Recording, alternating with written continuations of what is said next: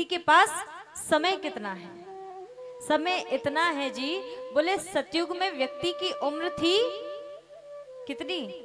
1,00,000 वर्ष। सतयुग में जैसे आज 100 वर्ष है ना, बाकी 100 वर्ष तो कोई एक आधा ही जीता है, कोई एक आधा मिल जाए कहीं, बाकी नहीं तो 70 पे, 90 पे या 80 पे इतने पे चल बसते हैं। लेकिन फिर भी मान लिया जाए हमारे पास में 100 वर्ष की उम्र है। सतयुग में उम्र थी 1,00,000 वर्ष। सतयुग के बाद में आया त्रेता, एक शून्य हट गई, कितनी रह गई? बोले 10,000 वर्ष। और त्रेता के बाद में आया द्वापर, उस 10,000 में से फिर एक शून्य हटी, एक जीरो हट गई, कितनी रह गई? 1,000 वर्ष। और द्वापर के बाद में अब आया कलयुग, उस 1,000 में से भी एक जीरो हट गई, कितने बचे? 100 वर्ष। ये भी बोले वेद के आधार पर हैं, अगर हम अपने आधार पे लगाएं तो कुछ समय है ही नहीं, 90-80 पे ही चल बसे।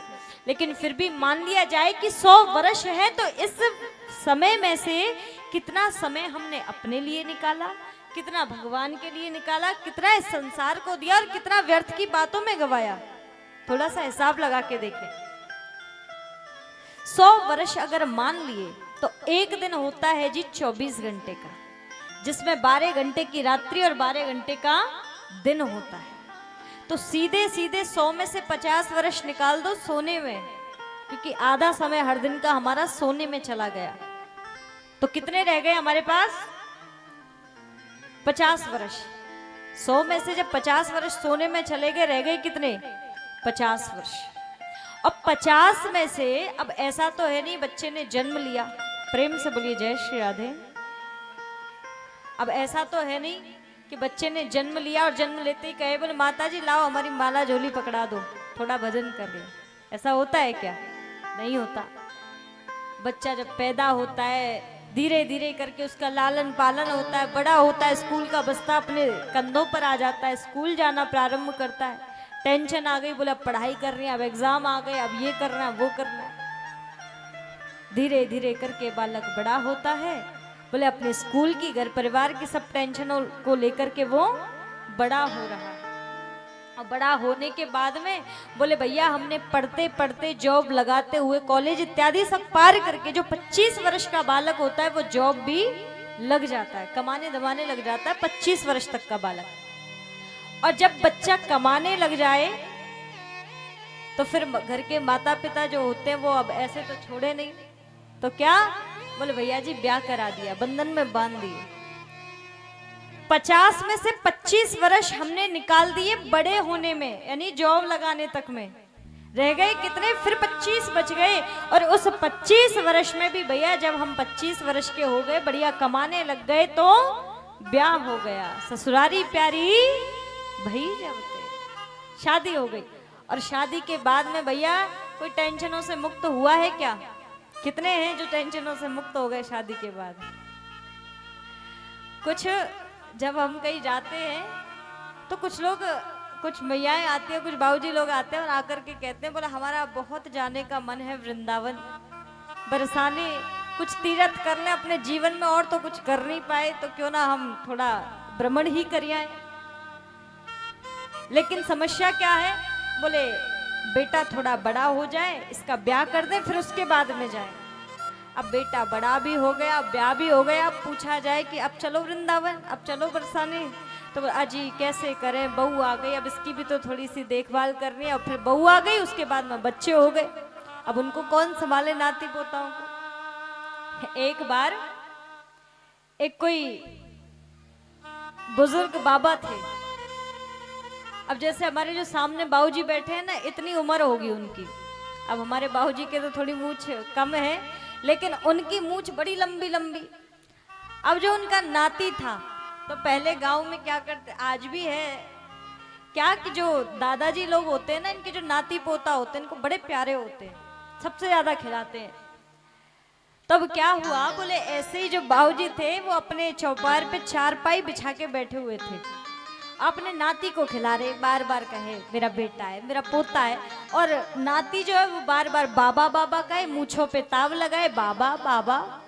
अब बाबा तो बड़े खुश, कि देखो हमारा नाती हमें बाबा बाबा कहता है। अब वहीं से कोई संत जा रहे थे, अब संत कहने लगे अरे नाती हो गया, अब तो बाबा हो गए, अब कम से कम जब तुम्हारा नाती बाबा बाबा कहता, अब तो कम से कम देख लो कि बुढ़ापे की ओर हो, थोड़ा परमात्मा का भजन कर लो। लेकिन पता है वो बाबा क्या कहें, बाबा भी भाई कलयुगी बड़े दिमाग के तेज, कहने लगे बोले अरे महाराज जब बेटे का बेटा आता है ना गोद में तो लगता है थोड़ा भजन करूं, क्यों? क्योंकि बेटे का बेटा कहता है बोले बाबा बाबा, लगता है बाल भी हमारे सफेद हो गए, थोड़ा उम्र ढलान की ओर है। लेकिन क्या करें महाराज, जब बेटी का बेटा गोद में आता है तो कहता है ना ना ना ना ना ना भजन ना कर।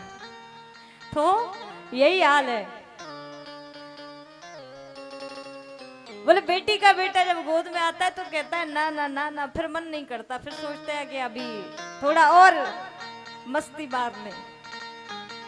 तो इधर वही हाल, बोले जब बच्चे का विवाह हो गया 25 वर्ष के बाद में तो भैया अपने बंधन में बंध गया, और फिर तो मुक्त होना चाहिए। संसार जो है ना जंजाल है, हम जितना दूर जाने का प्रयास करते हैं उतना ही हमें खींचता है अपनी ओर। अगर एक साथ चले जाएं तो बात एक अलग है, वो भी कब? बोले जब ठाकुर की कृपा हो जाए। तो इधर बोले जब 25 वर्ष हमारे रह गए, उन 25 वर्षों में हमने बड़े होते हुए उसके बाद में बच्चे हो गए, उनकी देखभाल करते हुए उनको कमाने, उनके लिए कमा करके खूब लगाया, पढ़ाई लिखाई उन सबकी करवाई, और फिर भैया बुढ़ापा आया और एक दिन राधे राधे हो गई। कुछ समय मिला क्या हमें अपने लिए? ये देखा जाए तो बहुत समय है, अगर इसी समय का थोड़ा हिसाब लगाएं तो समय है ही नहीं हमारे पास।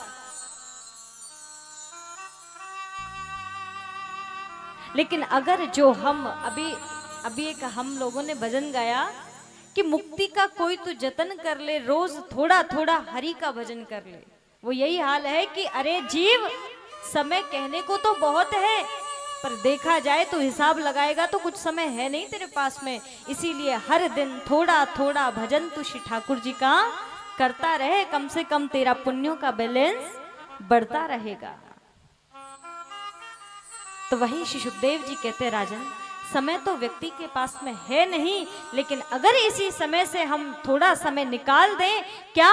बोले श्वास श्वास पर कृष्ण भज, वृथा श्वास जन खोए, ना जाने या श्वास की प्यारे आवन होए ना हो। जो श्वास निकल गई वो वापस आएगी कि नहीं आएगी किसी को पता नहीं। एक कदम रख दिया, दूसरा कदम आगे रख पाए कि नहीं रख पाए कुछ पता नहीं है। इसीलिए हर श्वास पर केवल गोविंद का चिंतन कर, हर श्वास पर। कैसे?